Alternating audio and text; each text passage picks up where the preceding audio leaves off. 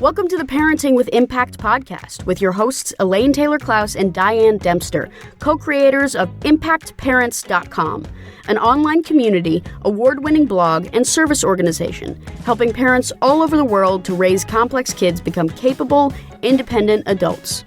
Hi everyone, Elaine and Diane here, and we know that you want your complex kids to grow up to be happy and independent, and yet you're not always sure how or when to help with that. In this podcast, we'll encourage you to collaborate with all kinds of complex kids and support them in navigating life and learning. And we'll interview leading experts from around the world, as well as parents in our own community, talking about how training for parents actually helps these complex kids. We'll talk about the issues we hear parents struggling with all the time and how a coach approach can support and empower your amazing young people. We won't tell you what to do. We're going to help you figure out how. So let's move on to the next conversation.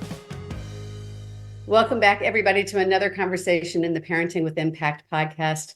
I have a very special guest for us today, and I am super excited to step into a conversation in a few moments with my fabulous husband, spouse, partner, co-parent, colleague, mindset guru, etc., the one and only David Taylor-Klaus. Before we get there, I want to set the stage a little bit.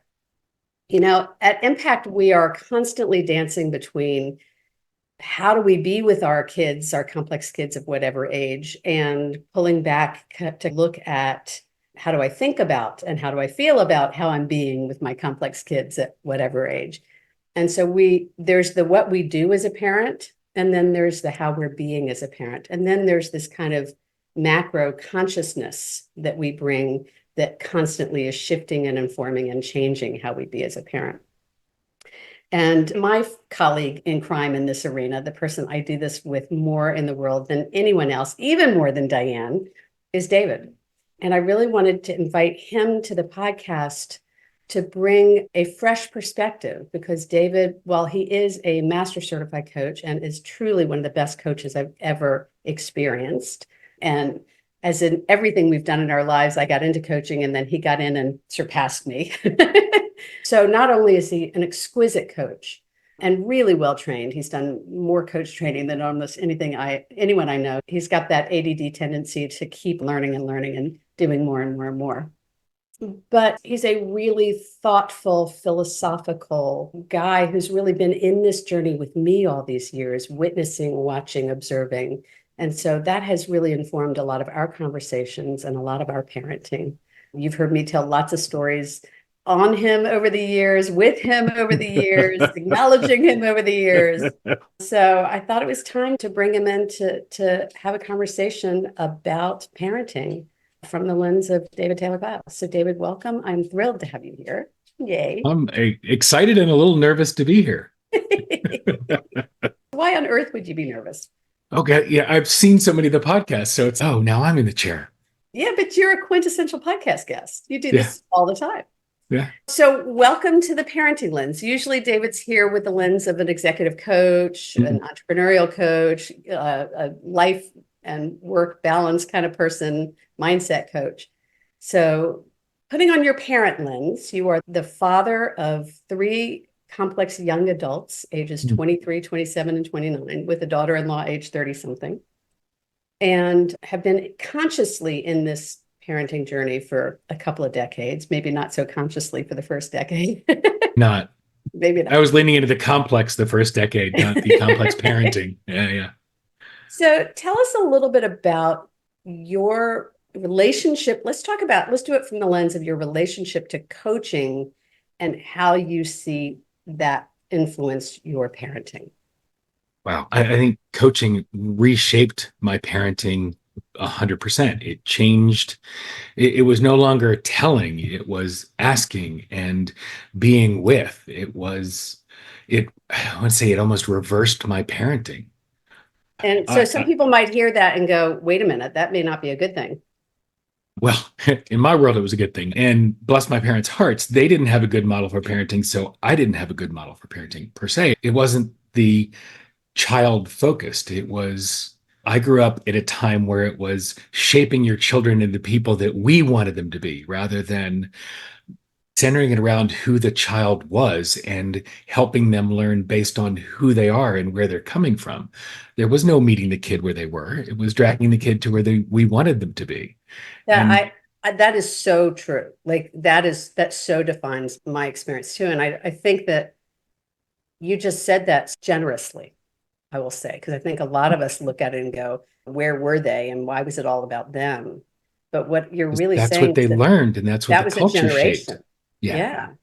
That the world was about kids were to be seen and not heard, and somebody else was going to rear them while we adults live our life. And then they show up to adulthood and now they're supposed to behave like adults. Right. And we don't expect that anymore. And let's be fair, they did the best at the time with what they knew at the time. And I don't begrudge any of our parents or any of that generation anything. They were figuring it out as they went along, just like we are. We just have so many more resources and so much more access, resources in terms of learning. And we know so much more about the brain and children and can identify the complexity, which allows us to meet those luscious little humans where they are. I mean, you and I have talked about a lot.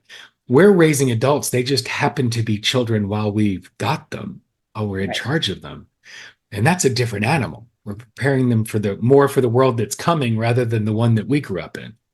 So that's a beautiful explanation of what it is, what we call the coach approach to parenting, what it is to meet our kids where they are, to really be child-centered. And that does not mean everyone that our kids run the roost. And that doesn't mean we don't have boundaries and limits and that we don't have authority as parents, but that part of our job as parents is to shape them, help them find themselves. I always say our journey is to be with them on their journey.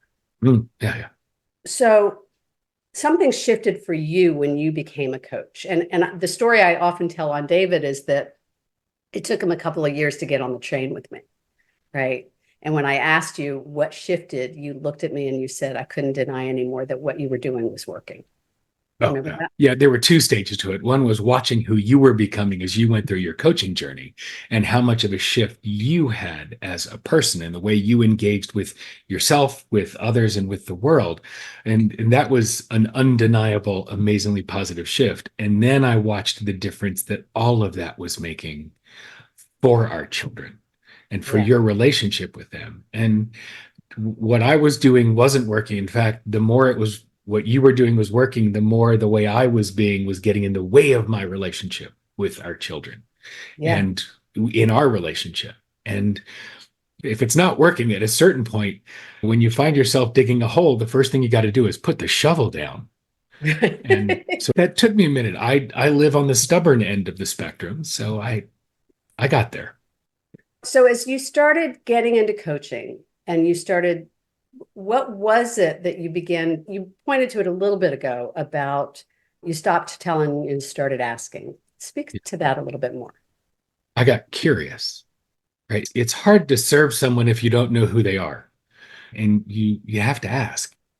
And that led to a lot more getting buy-in from the kids. I mean, the example that I use a lot was we decided the kids were going to do a sport and play an instrument. We didn't decide which sport or which instrument. It wasn't an instrument. It was something cultural. Right. It was something cultural. It kept ending up music for them. And it was, they picked the avenue and in their case, the instrument, they picked the sport. And it was, you're going to do this for a year. You decide what it is. So they had a chance to be part of it and buy in. And it made a difference. I mean, no, they were still ADD and that sort of waned, but when the children had buy-in, it changed everything in the parenting. And so the more we included them in the process, as opposed to just telling them and boxing them, the better our relationship became, the better they were at navigating the world. And the more we saw them being themselves and not trying to form themselves into somebody else's version of who they were. So many things. And yes. And part of me wants to go there, but I want to pause for a second and say, okay, so what was that experience like for you to shift from that formerly authoritative, you do what I say because I'm the parent place, to shift into a more collaborative style? How did that shift for you as a human? Uncomfortable. How was it for me and how did it shift are different questions. Okay, answer both. how was it for me was wildly uncomfortable because I knew how to do the other. I didn't know This is why I love them, y'all. I didn't know how to do the collaborative. Yeah. I didn't know how to be that person or be that parent. So it was hard because I had to be someone I didn't know how to be. And I don't want to make it sound like it's not who I am. I didn't know how to be that person as a parent. And I had to learn that piece. And I had to learn it on the fly, and I had to learn it late because Elaine was ahead of me in making that happen with our kids. And that's hard. The other reason it's hard is, and for you couples that are doing this, Elaine was way ahead and was in the primary seat in parenting. And then all of a sudden I was participating and I had thoughts and opinions, and that didn't always help. No, it pissed me off, actually. Yeah. So we had to recalibrate our relationship and our co-parenting, because our co-parenting had been Elaine saying, this is how we're going to do it. And then I had to do it. And it became a co-parenting. And that took a while. So navigating and effort, not just a while, oh, yeah. But that took a lot of effort from us, because as David stepped in, I had to learn to let go, and I had to allow him to be a parent and not share, not let go. Well, I had to let go of the expectations I Yeah. had so that I could embrace co-parenting with you. And I had to create the space for you to be a co-parent. And because I think there were a lot of years that I almost treated you more like a babysitter, which wasn't Well, healthy. and I think I was stepping into that. It was, Right. You weren't just treating me that way. That was like, oh, that was easier. And that's not helpful for the relationship with the kids. Mm-mm. And so I don't want to skip over that. You really, yes, it's a lot of effort. It's time, effort, energy, and attention. Mm-hmm. And we got to be careful because we're not 20 anymore, and we run out of all four of those assets, those resources. And I think one of the biggest changes for me was learning to look at my world through those real currencies: time, effort, energy, and attention. Mm-hmm. Neurotypical or neurodivergent, those are the same four that need to be paid attention to. And it's super important to, as a parent, to take care of yourself and make sure your battery's getting recharged in those four currencies so that you have them to give the process. Because learning how to parent differently than you were parented, holy moly, that's a lot of time, and it's a lot of effort. It's a lot of attention. Yeah. And I don't think we're ever taught that. Well, not until we step in to learn it, right? So the answer to your question was, it was hard and uncomfortable. It was uncomfortable. That's what I'm really hearing, is that you had to be willing to sit with some discomfort to allow the shift to happen. I had to sit with the way I was doing it being wrong, objectively wrong, for the outcomes that we both wanted. And that's uncomfortable. Yeah. I don't like being. We're going to take a quick break, and we'll be right back. Hi, it's Elaine. And if you like this podcast, you'll love our coach approach. Whether you're a parent looking for support or a professional supporting families, we invite you to download a free guide with 12 key coaching tools at impactparents.com/gift. You can begin using a coach approach to help kids become more independent or improve all of your conversations at work and at home. That's impactparents.com/gift. Welcome back, everybody. This is Elaine, and I am here in conversation with my fabulous co-parent and spouse, David Taylor-Klaus. And we are talking about, I'm not sure what we're talking about, the shift in parenting that happens when you bring that coach approach to parenting, when you shift from an old modality to a new modality. When I asked you what you wanted to talk about on this show, you had a really clear answer. He said, well, what do you want me to talk about? I said, what do you think parents of complex kids need to know? And your first response was, I don't know, I'm not that close to parenting anymore. And then I looked at you, I'm like, we've been doing some active parenting in the last couple of months with these young adults. And then you got really clear. So what is it that you do think parents need to understand or would benefit from understanding? I think the simplest way to encapsulate it is talk to your children about everything and let them talk to you about everything so that they can talk to you about anything. And I say that because thankfully our kids have been dealing with some really heavy stuff.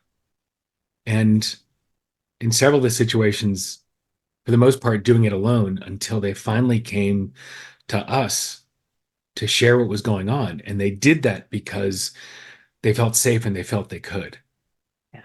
And I think the world gets busy, even with neurotypical children. I hear they exist. And take time, make yourself available, sit on the floor with them and let them have a conversation and talk to you about whatever they want to talk to you about. Because if they don't feel like they can talk to you when it gets really, really hard, they won't. And you just won't know what's going on, and you can't be there for them if you don't know.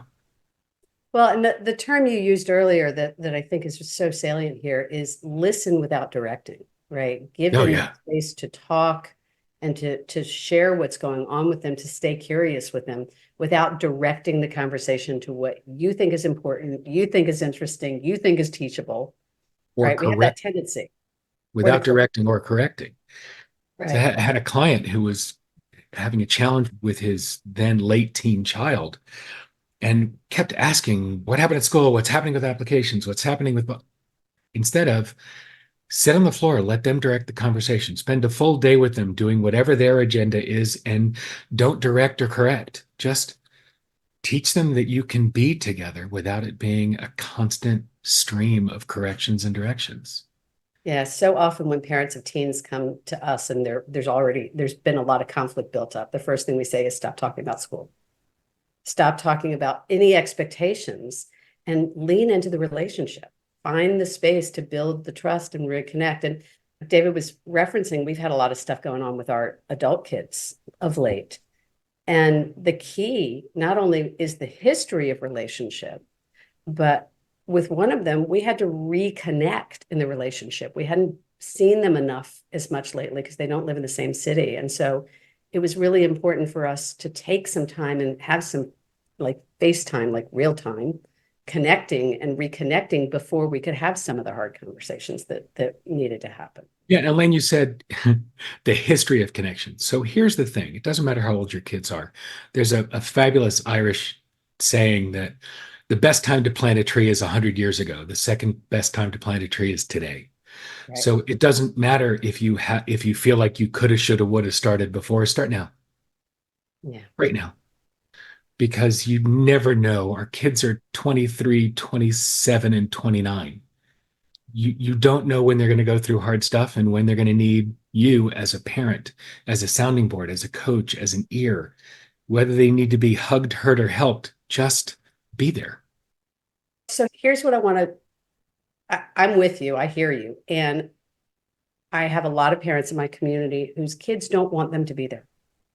Yeah, no. And who are resistant to that because Times our kids haven't wanted us to be there. right. So there's something here that's really important about slowing down and building the trust. You can't assume the trust because oftentimes I think we fall out of trust with each other. They stop doing the things we expect them to do. We stop feeling like a safe place for them and we fall out of trust.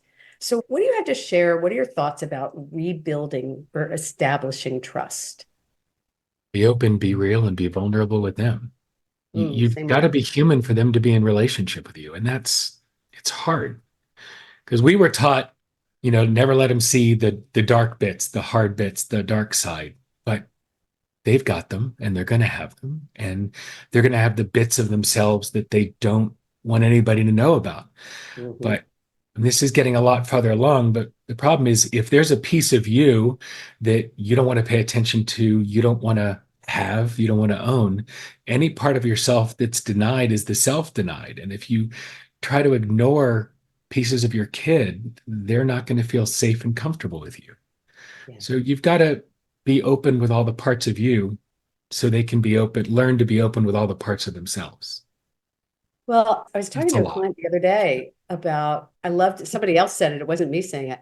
Nobody likes the goody two shoe, right? You want your friends to be real. You want your friends to be fallible on some level. And it's hard to relate to somebody that you feel like is perfect or thinks they're perfect, Acts right? like they're perfect. Or acts like they're perfect, right? Because all of us are, as adults, are still trying to figure this out. And if you're not, please let me know what I'm missing. I have plenty of cringeworthy moments in my world and cringeworthy bits about me. And I think it's important for the kids to know in an age appropriate, stage appropriate disclosure who you really are. And so they can be comfortable with the parts of themselves that they haven't quite integrated. I love that. So I do have one more question, or a couple maybe, but let's take a moment to say, how can people find out more about you and the amazing, wonderful work you do at DTK Coaching? So the easiest place is dtkcoaching.com. And looking up either DTK or DTK coaching on any social platform, I'm out there. There is some work that I do around mindset that's under the Rewire framework, and you can go there to dtkcoaching.com/rewire. All this will be in the show notes. Yeah, absolutely. And there's some great information. David does a lot of work, y'all, with around mindset. He's written a book around mindset. He's kind of a quote master, and he takes quotes and then integrates them into to help us learn from them. It's quite beautiful work. So in dtkcoaching.com/rewire, you can get some more information around that. Okay, so I told you we would come back and I would ask you one question, but I want to ask you a question before the question. Sweet. Okay.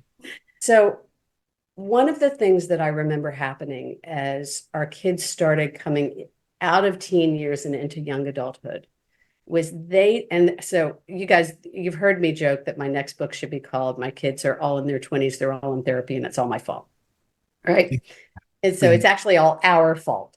But there were some times where they came back to you with some consciousness from their own therapy to challenge you on some of the stuff from the early years. Can you share a little bit about how important that was for them and for you and for your relationship? Because I know it was hard, but I really want to, the hard is sometimes what's important, right? When this happens for anybody listening, when it happens to you, shut up and listen. It happens to all of us, right? At some point they come back and they hold us accountable and they're not wrong. And all the things I thought that would be coming up for them in therapy, none of them are what they're bringing up in therapy. No, not at all. That's going to show. And all the stuff that they're bringing up in therapy, 90% of it I remember totally differently. Because you always, when there are three views of everything, what actually happened, what you remember, what they remember. And it's not about, oh, I don't remember it that way. That doesn't serve. It's, wow, yeah, that must have really had an impact. I'm sorry. Right? I can see how that would have hurt. That would have upset you. I'm sorry. Right? And own whatever it is, because defending, denying, deflecting doesn't work. That's not what they need. They need to be heard and they need to be acknowledged. And it was hard. And I'm sure there's more that's going to come. For both of us, by the way. I just get to ask him about it, right? But I think that's true. There's this, we talk a lot at Impact about how important it is to lead with acknowledgement, to acknowledge what their experience is. And that means that we need to acknowledge what their experience is also in relation to us, right? And just because you always quote Maya Angelou, when we know better, we do better.